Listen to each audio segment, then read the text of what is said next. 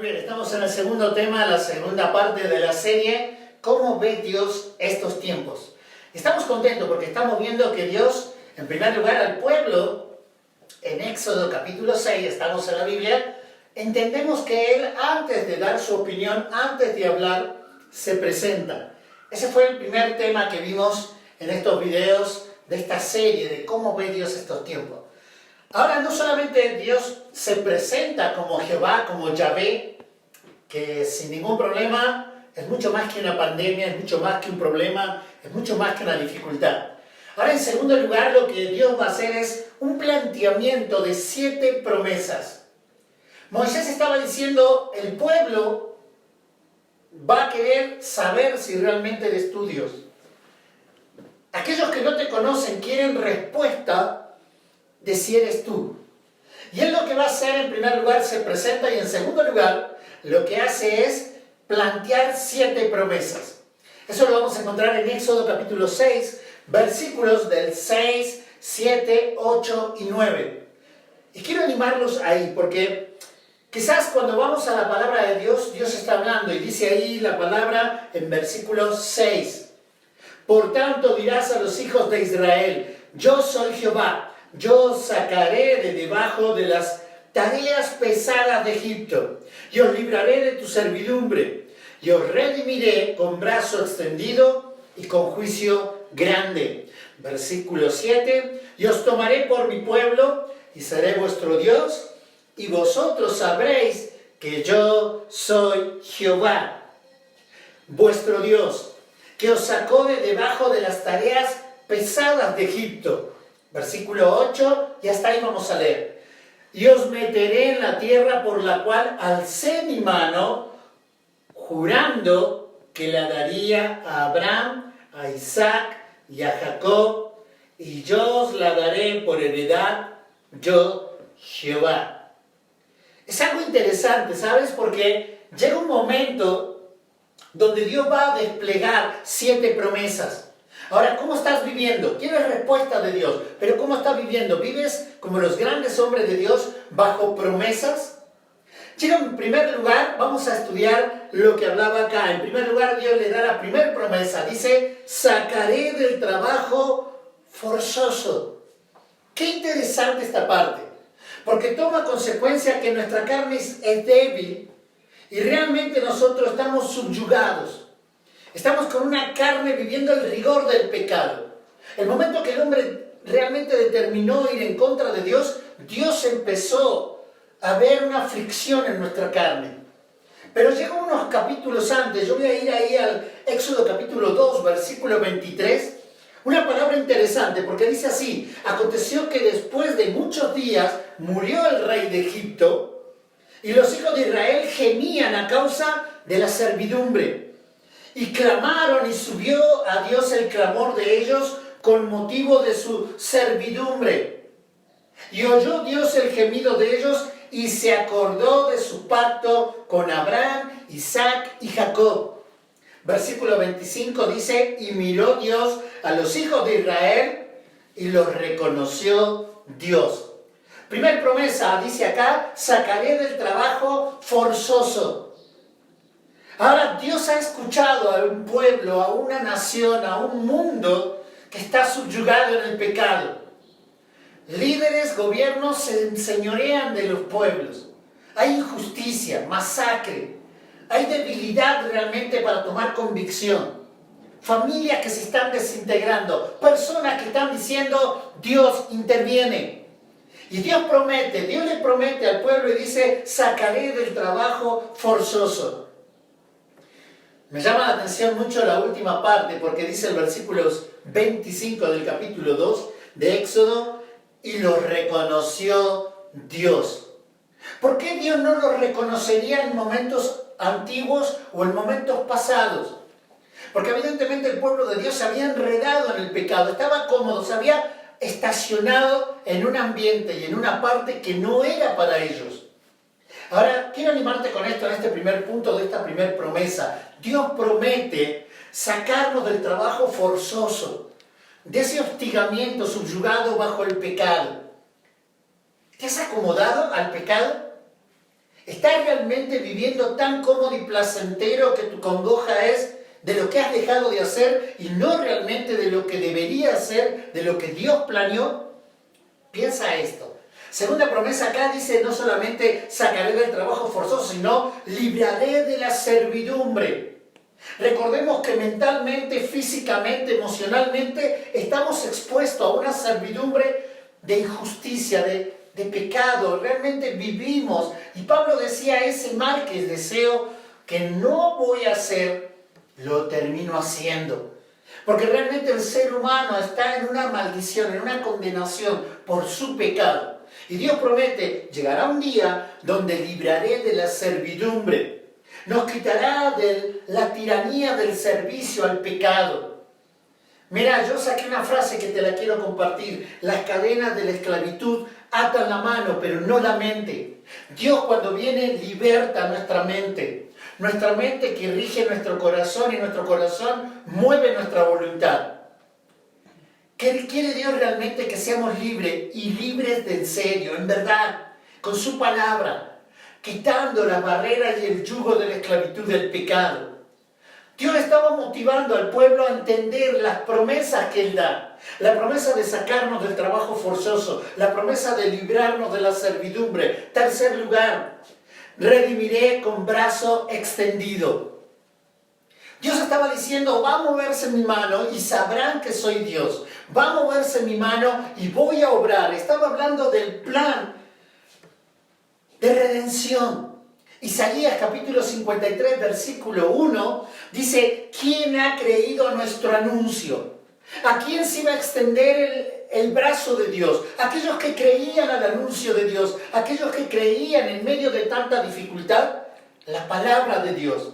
¿A quién se ha extendido nuestro anuncio? ¿Y sobre quién se ha manifestado el brazo de Jehová? Promesa de Dios para el pueblo, para sacarlos de las pestes, las tempestades y las dificultades. Yo te hago una pregunta. ¿Has creído al anuncio, al evangelio de Dios? No una religión, no a ser parte de una denominación. Te estoy hablando, ¿has creído al anuncio? Es una pregunta retórica, pero implica una acción. Creerle. Hoy creemos en Dios, pero no le creemos a Dios. Es un problema.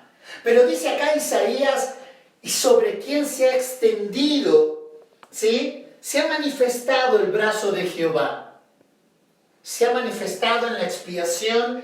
¿Estás concretamente seguro que tu nombre está anotado en el libro de la vida? Yo quiero animarte con esto, ¿sabes? Porque no solamente sacaré del trabajo forzoso, libraré de la servidumbre, redimiré con brazo extendido, como se repite en Isaías, se repite acá, sino que en cuarto lugar, tomaré por mi pueblo. Recuerda que cuando hay pecado en nuestra vida y naturalmente nacemos con pecado, somos enemigos de Cristo. Somos enemigos de Dios, ajeno a Él. Pero Él quiere volver a tomar este pueblo. Israel fue en un tiempo marcado de Dios. Fue marcado como el pueblo de Dios, pero la iglesia es superior, es eterno. Y Dios quiere llevar este mensaje de esperanza. Porque dice ahí en Éxodo capítulo 19, versículo 5. Ahora pues, si dieres oído a mi voz y guardares mi pacto, vosotros seréis mi especial tesoro sobre todos los pueblos, porque mía es toda la tierra. Hoy hay políticos, gobiernos disputándose toda la autoridad, todo el poder del mundo, pero es de Dios. Y Dios habla una palabra especial acá en Éxodo 19:5. Tú eres mi especial tesoro. Tú eres mi especial tesoro, comprado por la preciosa sangre de Cristo. ¿Entiendes eso? ¿Entiendes esta promesa? La cuarta promesa que dice, tomaré por mi pueblo. El versículo tan conocido en el Nuevo Testamento de 2 de Pedro 2:9, no solamente nos habla que somos especial tesoro, sino que somos especial sobre todo pueblo. ¿Por qué? Porque vosotros sois linaje escogido, real sacerdocio, nación santa, pueblo adquirido por Dios, para anunciar las virtudes de aquel que os llamó de las tinieblas a la luz admirable. Qué hermoso mensaje. ¿Sientes realmente que eres un especial tesoro? ¿Sientes que eres un pueblo que estamos sobre cualquier pueblo? No me refiero a China, no me refiero a Rusia, no me refiero a Estados Unidos, a México, a Argentina, a Cuba. No me refiero a eso. Me refiero a un pueblo escogido por Dios. Santo. La palabra santo es separado para, con un propósito, anunciar las virtudes de aquel que os llamó de las tinieblas. ¿A dónde? A una luz admirable. Hoy la gente con dificultad puede ver a Dios, con dificultad puede ver un horizonte. Y tú y yo que hemos sido aceptados por nuestro arrepentimiento y reconocimiento de nuestro pecado, Dios espera este plan. El plan que anunciemos a este mundo, la luz admirable. Por eso Dios tiene este pueblo. Por eso el plan de la iglesia es eterno. No es un pedazo de tiempo como fue y se postergó el tiempo de Israel, sino la iglesia tiene un periodo eterno para anunciar las virtudes de aquel que nos llamó de las tinieblas a la luz admirable. Nos sacará del trabajo forzoso, nos librará de la servidumbre, redimirá con brazo extendido, tomaré por mi pueblo, pero en quinto lugar, ¿sabes? Seré vuestro Dios. Qué hermoso pasaje. Qué hermoso pasaje. Seré vuestro Dios. ¿Por qué está diciendo seré vuestro Dios? ¿Acaso no es nuestro Dios? No. ¿Sabías que cada plaga que Dios mandó en Éxodo no era para los egipcios, era para el pueblo de Dios, que entendieran realmente que Él era Dios, el único Dios? Dios con mayúscula, no con minúscula. Yo quiero tomar simplemente la primer plaga que se desplegó en toda esta respuesta de Dios a la pesadumbre, queja y dolor del pueblo de Dios. Cuando Dios va a toca el Nilo.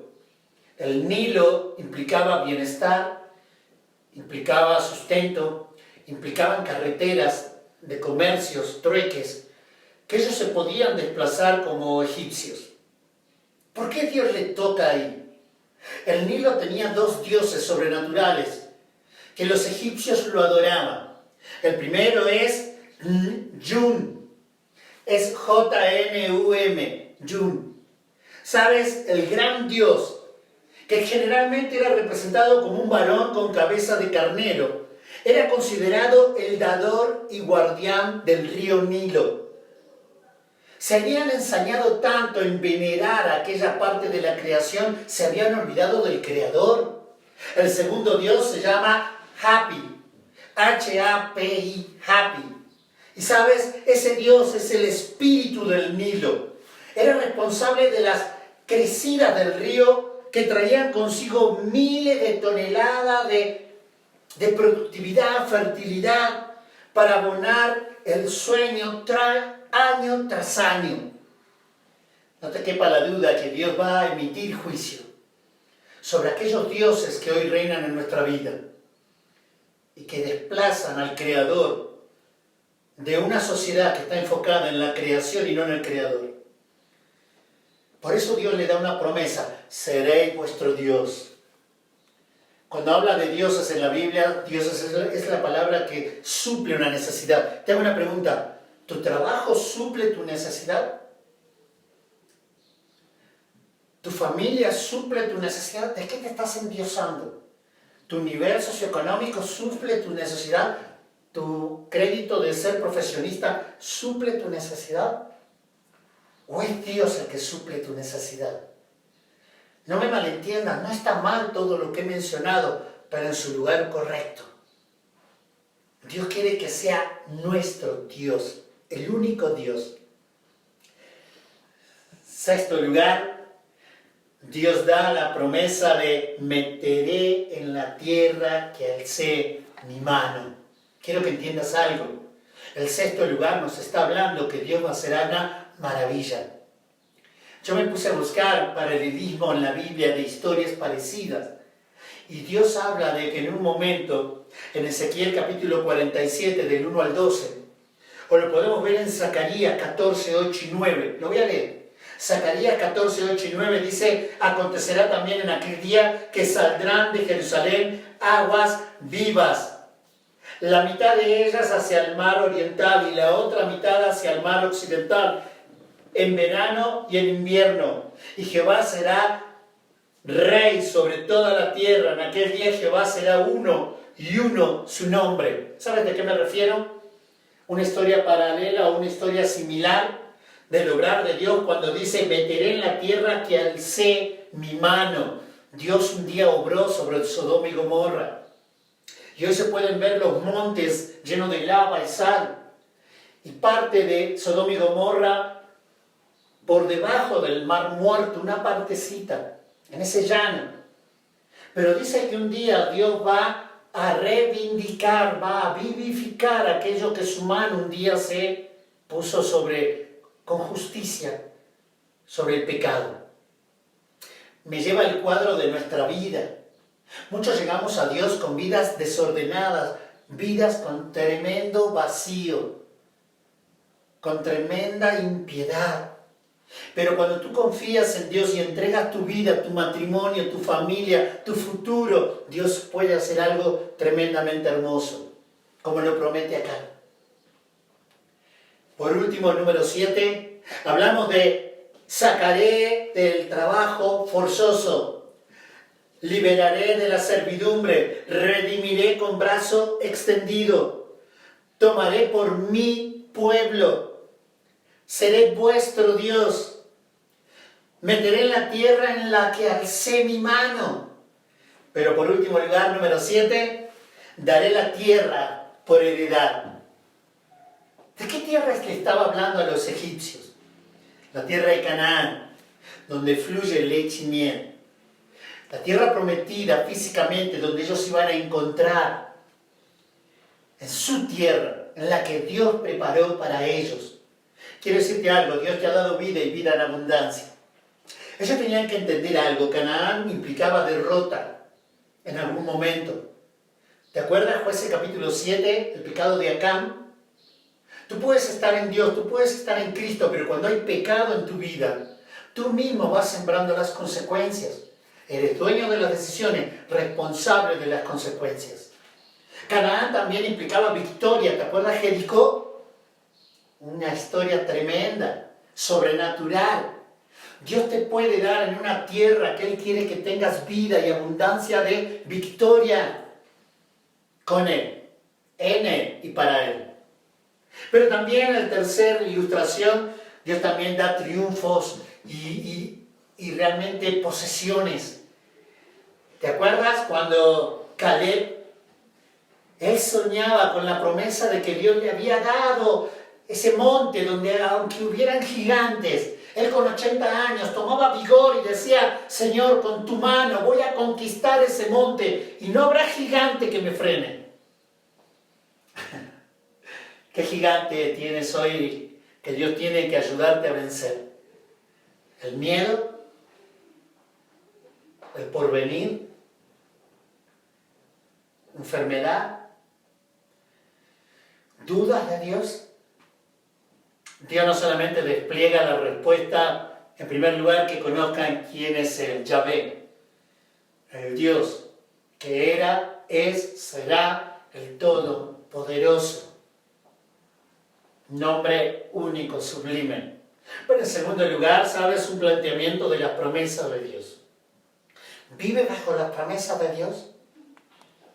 ¿Hay algo que tienes que arreglar de tu vida que no está andando conforme al plan de Dios? ¿Entiendes la séptima promesa? La séptima promesa dice, daré la tierra por heredad. Sí, un día estaremos en la Nueva Jerusalén, un día estaremos en la boda del Cordero, pero Dios quiere que hoy tengas un placer de disfrutar esta tierra y tener más que una victoria. Ser vencedor de aquellos gigantes que Dios ya te los entregó para que los derrotaras. Derrota. Si hay algo en tu matrimonio que no anda bien, derrótalo en las manos de Dios. Confía en Él, obedécelo a Él, escúchalo a Él, humíllate y Dios te ayudará en tu matrimonio, con tus hijos, tu familia, con tu iglesia, con tu vida ¿Para qué? Para que seamos luz admirable en este mundo de oscuridad. Así termina el segundo punto. Espero que sea un desafío directo a tu corazón. No te pierdas el tercero, que daremos hablando de la importancia, ¿sabes?, de la pesadumbre del pueblo de Dios. Dios te bendiga. Muchas gracias.